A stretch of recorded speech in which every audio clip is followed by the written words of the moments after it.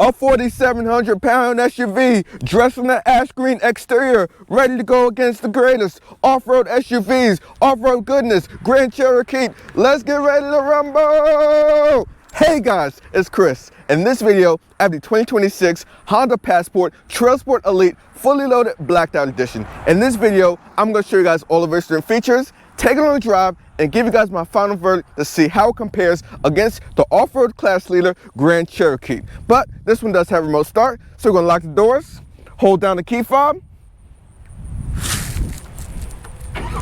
Boom! As you can see, it starts up with no problem at all. But without further ado, hop in. This review is free on me. Look on the outside of the 2026 Honda Passport Trailsport Elite. Man, that was a mouthful. This is your key fob right here with your lock, unlock, remote start feature, tailgate release, and panic button at the bottom of the key fob. As equipped, this vehicle is $55,600, dressed in an ash green exterior for $455 on a black leather interior. Now, looking at the overall exterior design, you have a very boxy, blocky, utilitarian exterior look on the front and rear fascias, and just the overall exterior design in general. You have a very aggressive hood scoop right there, with a full LED headlight setup right here for your amber DRLs, which doubles as your turn signals, and LED low and high beams right there. You also have LED fog lights further down below. Your Honda badge is front and center. It is blacked out with a front view camera system just below, as well as a sensor for your Honda Sensing driver assist technology, which you will try out on the road. Since this is the Trailsport package, think of this like your Chevy Z71. You also have like orange packaging right there as far as the little accents on the exterior, and the Trailsport badging right there. Coming over to the wheels, you have an 18-inch black rugged design wheel wrapped in a 275 width all-terrain tire. Now, it's actually funny because this reminds me of something you find on a military-grade Humvee truck. Your blacked out mirror caps with LED turn signals and savvy camera system down below. You also have blacked out door handles, a blacked out roof rack up top, and a panoramic sunroof to give you an air feeling inside of the cabin.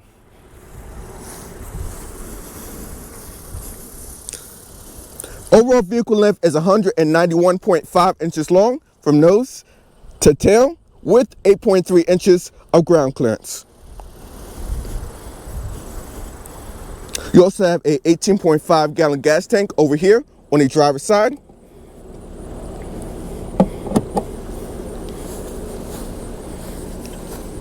Now, coming around to the rear, you have a combination LED taillight setup back here for your LED brake lights and rear running lights with halogen turn signals and halogen reverse lights. You also have an off-road rugged rear diffuser right there with a hidden exhaust tip under the rear and a trailer hitch. This one is ready to tow 5,000 pounds in this application right here. You can also see the hands-free tailgate right there. If you kick your foot under the sensor, it will open up the tailgate automatically. I'm actually shocked it worked. What? Now, behind the second row seats, you'll find 44 cubic feet of space.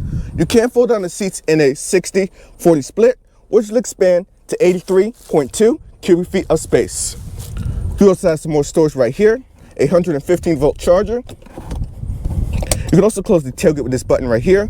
Some more storage down here on this side. Now, over here on this side, you have some more storage, and even more right here. Your carpeted floor mats with the orange Trailsport badging. And you also have a temporary spare tire just below.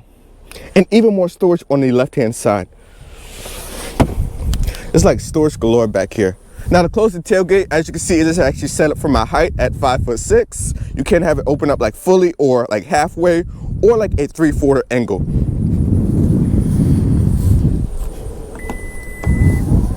But now, let me show you guys under the hood where all the action happens in the new Passport.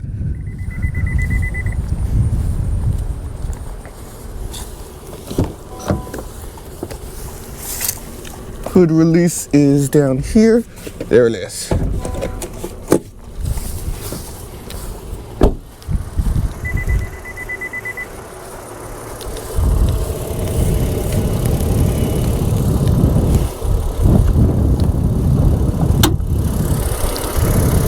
Now under the hood of this Passport, you'll find a J-Series naturally aspirated 3.5 liter V6, which makes 285 horsepower and 262 foot-pounds of torque. You have a 10-speed automatic transmission, which is rated at 18 city, 23 highway, and 20 combined, with a curb weight of 4,705 pounds. Again, this one is rated to tow 5,000 pounds in this application right here. The VTEC just kicked in, yo.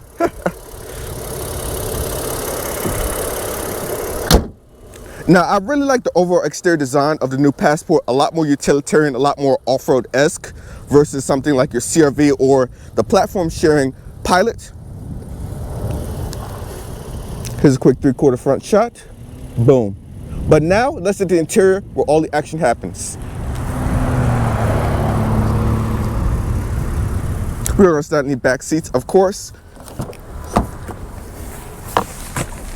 Now, sitting behind myself at 5'6", I have about 7 inches of leg room. I can literally like extend my finger right here all the way out to my knee, to the back of the seat rest.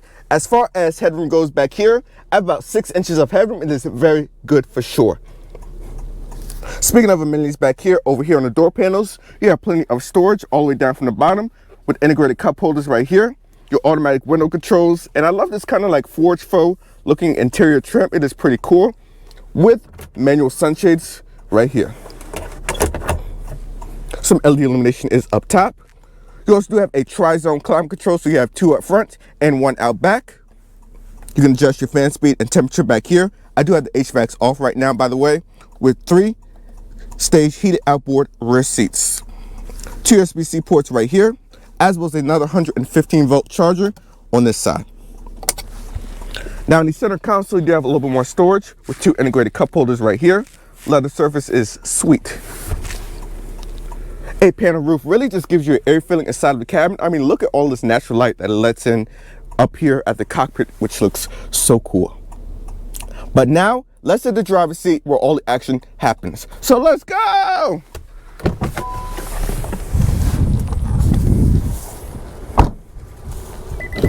Now, like mentioned earlier, this is a black leather interior with orange accents both inside and out for this Trailsport package. Now, over here on your door panels, you have plenty of storage, just like the rear doors. Integrated cup holders right here. All your window and mirror controls with your 2-person memory settings. All the soft touch material, and then you also have like this faux forged looking interior trim, which I think is my favorite interior detail overall. 10-way power driver's seat with a 4-way power passenger seat. You have manual tilt telescoping steering column right there. And of course, your tailgate button is right over here on this side. Steering wheel controls are pretty straightforward. Let me move back so you guys can get the full perspective or full view. Your light controls are over here on this side with your wiper controls integrated on my right-hand side. You also have all your multimedia displays for the cluster right here in front of me and some more driver assist settings over here on the right-hand side. Your heated steering wheel button does remind me of a BMW bit, which is right here in the stalk of the steering wheel, which is kind of different and unique. Now looking at your cluster right here, this is a 10.2-inch display. And I think this is honestly my favorite style of setup, where I have my navigation over here on my right-hand side.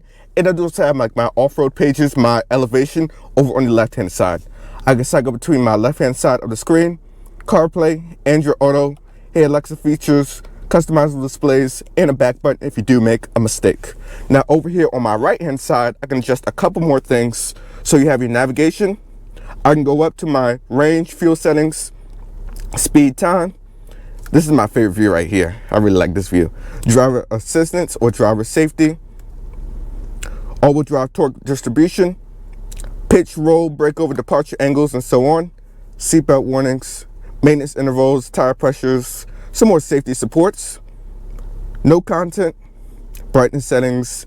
Traction off. And then you can also change more gauge settings and displays right there. So I can change the speed units.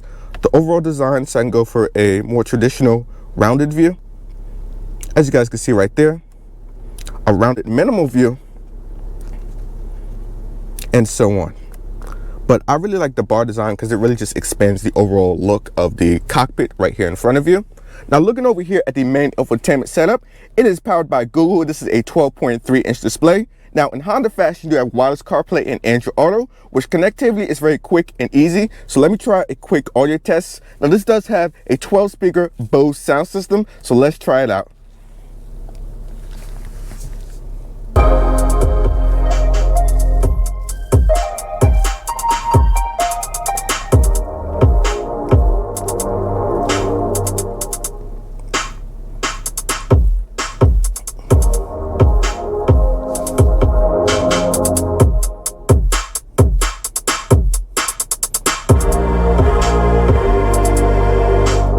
Okay, I'm about to blow my ears out over here. But as far as the 12 speaker Bose sound system, it really just gives you the studio type of feel on the cabin. Has great bass, sound quality, and it's impressive for sure, especially in the mainstream segment, along with the Harman Kardon sound system offerings as well. But looking at your infotainment setup right here, you also have some shortcut buttons for a back button if you make a mistake, your home button to get to your main pages, Google Assistant, your Google Maps right here. So you do have embedded navigation. So I do want to try a quick navigation test and see how good it connects. So we'll just go ahead and set navigation. Boom. As you can see right there, navigation is very quick and easy and intuitive to find a prompt with no problem at all. Going back to your home page right here, you also have a shortcut button for your Apple CarPlay, your map settings, and all your main displays are right here when you do activate the home button right there. Some more other apps and so on. Your vehicle settings are right here. You can change your driver assist settings, all for the Honda sensing tech, meter setups, driving position, your keyless stuff, some more lighting settings, adjust the tailgate height, climate controls, and maintenance information down below. Some more general settings for the infotainment screen, profile settings, some Bluetooth, trip computer for your range as far as MPG, USB connections, some more system updates. You also have a built-in Wi-Fi hotspot, clock functions, your Honda Link for your various different apps that you use on your phone, and so on. You have a physical volume knob right here with Passport spelled out just below the screen, your red illuminated push button start, and one thing I want to show you guys is this button right here on the end of the stock, which activates your 360 camera setting right here. Now keep in mind, this particular trim does come standard with the off-road Gen 2 technology or Trail Watch, and that's only specific on this trim right here. Now looking further down below, you have a dual zone climate control. I do like how tactile the overall feeling is as far as all the buttons. When you turn up and down the temperature, I mean, just hear that satisfying click. This is ASMR mode.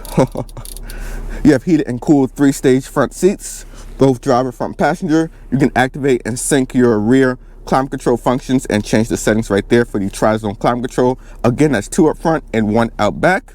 A little more storage right here for your phone. 2 USB-C ports. This one is for charging and connectivity to the infotainment. This one is just for charging only. You also have a 12-volt charger right there. A wireless phone charging pad down below. And this honestly reminds me of a Jeep a bit. We have like this kind of rugged design right here. The little Easter eggs on the interior is really where it counts in a off-road rugged SUV like this. Some more like this faux kind of forged carbon looking trim on the interior, which looks pretty cool. Your gear shifter is over here for the 10-speed auto. Push back for reverse. 360 camera with trajectory lines. Everything is pretty straightforward. You also have a top-down view, neutral drive, and also a sport for the transmission. And you basically push for park right there. Electronic parking brake with your brake hold features, hill descent, a button to deactivate and activate your auto start stop features, and this button right here can change your various different drive modes. So you have your sport, normal, econ, a snow, a trail, sand, and tow drive mode. Again, this one is rated to tow 5,000 pounds in this application right here. Looking at the center console, you do have a little more storage in here. It does go down pretty deep. Some more orange stitching throughout the interior as well as the exterior with the orange look of the Trailsport package. Auto dimming rearview mirror up here. You also have all your controls to open and close the panoramic sunroof, which really just lets in a lot of light inside of the cabin. Some more storage right here for your sunglass holders. And you got your little light right here with your visor. But now let's take the new Passport for a drive and see how it does in the rear world. So let's go! First, setting up behind the wheel in the new 2026 Honda Passport. Speaking of visibility out the front, rear, and sides, I can see very good over the hood, as well as out the side mirrors and even out the back for a traditional boxy blocky SUV design. Now, one thing that is missing with this vehicle is a head-up display to really aid with forward visibility and a digital camera mirror to aid with rearward visibility. Now, as we set off, let's go ahead and talk about the exterior design of the new Passport, because I think that's the biggest selling point of the new Passport. I've been seeing a lot of these on the road in the past few months, and the amount of presence that this vehicle has in person, this utilitarian look, especially in this ash green exterior paint, where you can see all of the body lines, the sculpting of the fenders, and just the overall shape. It looks so good in person, really does. And then you have an 18-inch wheel setup, which looks like something you'd find on a military-grade Hummer or something like that. Now, speaking of ride quality, you have a front strut and rear multi-link suspension out back. It is off-road tuned, paired with a 275 width all-terrain tire. Now, in comparison to something like your lower-end RTL trim, which has a all-season street tire and a on-road tuned suspension, you'll definitely get a little bit more ride composure out of that vehicle. You can definitely hear a little bit tire noise even at low-speed driving. Now, it's funny because on my way up here, I did have a few miles of seat time off camera to really appreciate the new Passport. And I did see a Grand Cherokee 4xe, which is one of the vehicle's main competitors. And in short, the 4xe does have a hybrid version as well as a Pentastar 3.6 liter V6 option. And to me, I think the Grand Cherokee really has more of a luxury and off-road approach, kind of blended all into one package, whereas this has like the off-road goodies, is leaning more towards the off-road side of things. But also too, a couple of other competitors against the Passport right here includes the Hyundai Santa Fe, which has both a 2.5 turbo with a 8-speed DCT transmission and a hybrid offering. Now, the 8-speed DCT transmission is okay as far as driving goes, but pushing around a 4,400 plus pound SUV is no bueno. I think it works perfectly in light vehicles, but pushing around the SUV is nah. And also too, reliability is also tanking. And I am hearing that the 26 model year will be going to a 8-speed automatic transmission, but the hybrid version is also a good choice as well. Last but not least is the Nissan Murano, which takes the space age kind of luxury look with a CVT gone, being replaced with a 9-speed automatic transmission, and having a luxury approach with massage seats, cool white interior, accent lighting, and etc. Last but not least is the Toyota 4Runner, which I will talk about in 1 second, but let's go ahead and focus on this Passport as we hit the back road. One thing I want to show you guys is the 360 camera when I hit the camera button on the side of the stock right here. Your drive modes are straightforward, sport, we'll just leave it in sport for now, and check out the acceleration. Now, this does have a tried and true naturally aspirated 3.5 liter J series V6 with VTEC, makes 285 horsepower, 262 foot-pounds of torque, 10-speed automatic transmission, gets about 20 mpg combined. Now, do you want to try a quick 0 to 60? Oh look, there's a new X3. So I want to try a quick 0 to 60, see how it does.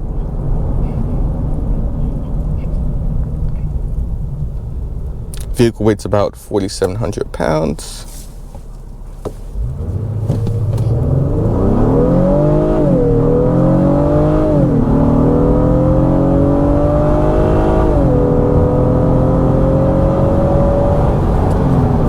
Pretty good acceleration for everyday driving, especially for a family hauler like this. Now, what really sets this apart from the Pilot, because if you know, the last generation of the Passport was basically just a shortened down version of the Pilot. It literally came out like the midlife cycle of the Pilot, so they really didn't have much time to perfect it. But now I feel like this new Passport has more of a unique identity in the Honda lineup, especially compared to things like your CR-V and Pilot.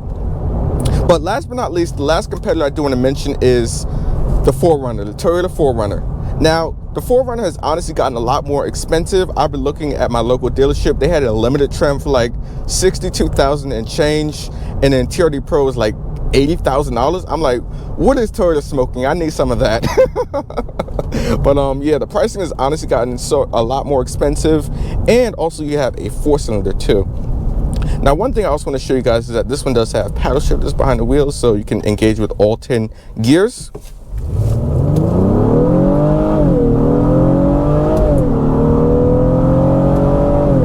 That VTEC just kicked in, yo.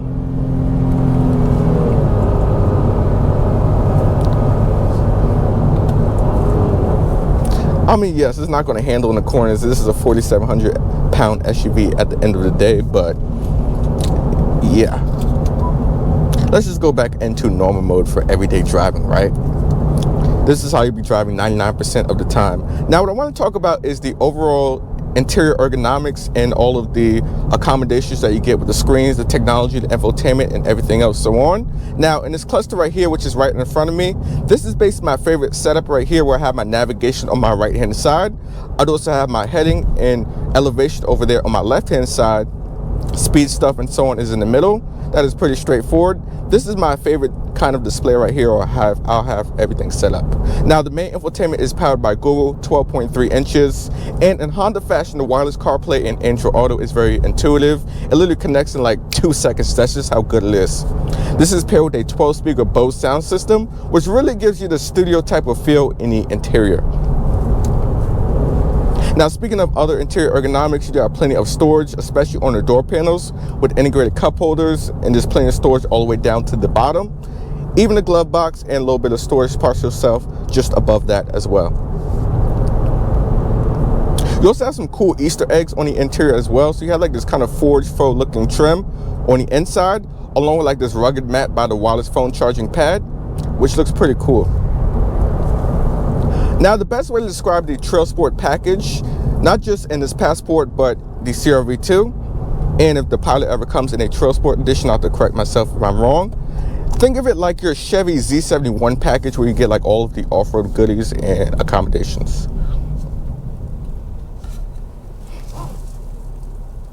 As you can see right there, auto start stop is very quick and intuitive to activate, and it's very smooth to fire back on. Also too, I'm going to show you guys the traffic sign recognition. So we're right here near a stop sign, and it actually comes up inside of the infotainment or driver cluster right here.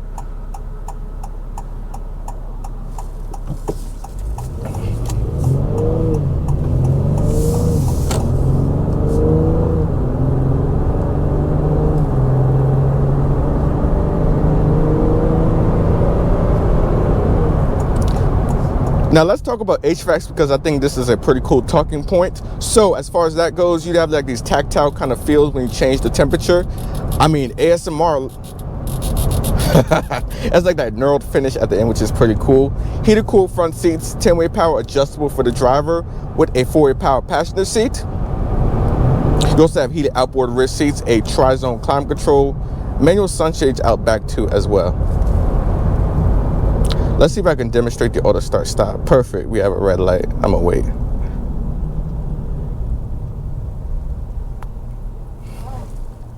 Boom, as you can see right there, auto start stop is seamless and smooth.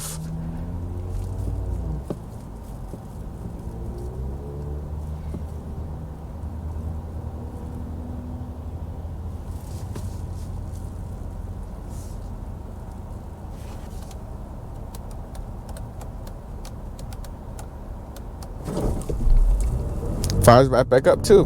Very smooth.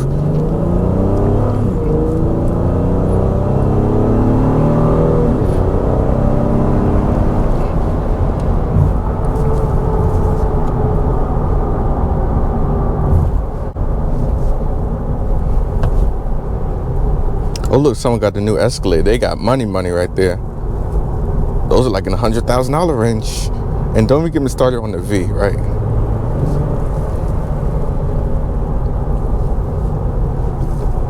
You know, it's funny, I was in the latest Santa Fe, and it actually didn't have the navigation in the front cluster right here, which is pretty cool. That is such a cool feature. Now, to be honest though, I know some competitors offer like a full cluster. Honestly, I like this, where it's like not too distracting and in your face. It's like the perfect balance.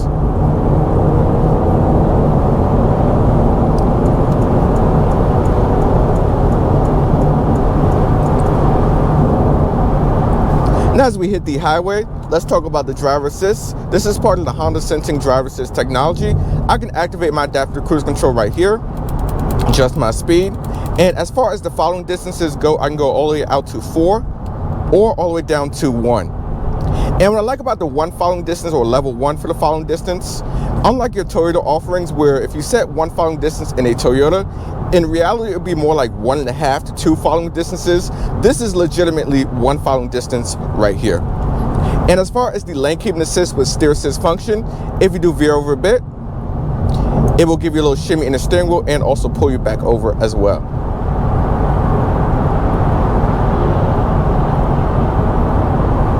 Now at highway speeds, you can definitely hear a little bit of the tire noise at 275 with all-terrain tires. I think if you go for, oh, that was scary. Let me go around this van because that ladder is coming off.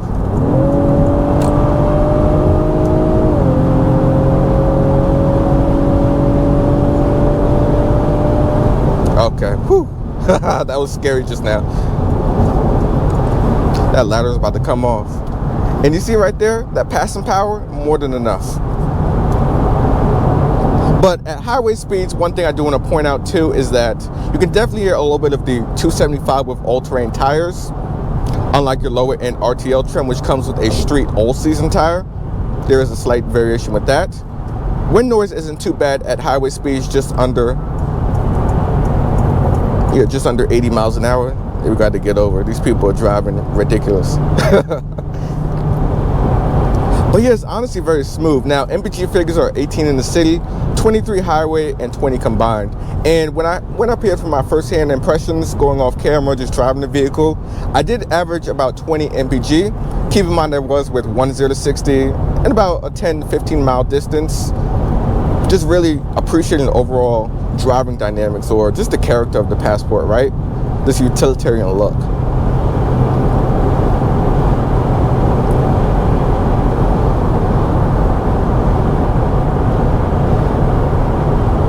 Doing the demo of the lane keep and assist one more time with the steer assist function.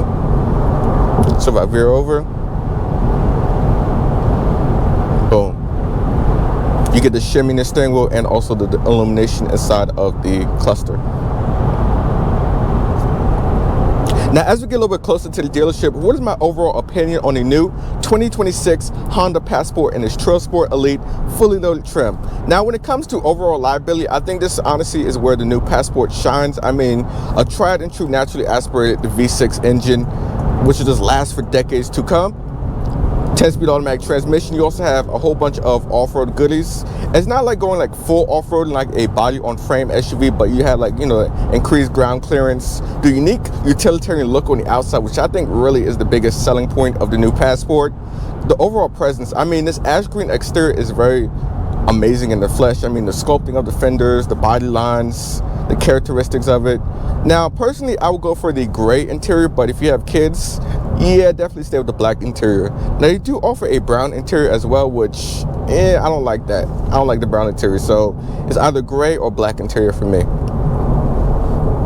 Now, one thing I think that is missing with this vehicle is a hybrid option. Imagine if they took the detuned 2-liter turbo from the Accord, made like 252 horsepower, and added that with a 2-motor hybrid setup, made like a low 300 horsepower. Now, that would be very competitive for sure. Look at that. Auto start stop is just smooth and seamless. We're just sitting here at the light. It's literally just chilling. But the technology is also great too with the new Passport, very intuitive. You're not really surrounded by what I would call a lot of gimmicks like you would find in something like your Grand Cherokee or even the Hyundai Santa Fe or Murano, where those have like, you know, a lot of cool like dual wireless charging pads, the smart park and all that stuff. But at the same time, I think I like my value proposition, and the Santa Fe I think delivers that more when it comes to bang for your buck and just unique features that you just don't get. But what this actually does better is just the overall looks, the tried and true reliability, and like built tough. You know, the Ford saying, Ford built tough, you know, Passport built tough. And this is Honda's most utilitarian SUV to date. But that's all I have to say though about the new Passport. I talk about things I liked, disliked. I think it's just missing a hybrid offering, head-up display, and a digital camera mirror to really give it a little bit more value for the price point. But I like the unique exterior design, all of the orange accents to make it stand out from your standard Passport, and it has its own unique identity in the Honda lineup compared to your Pilot and etc.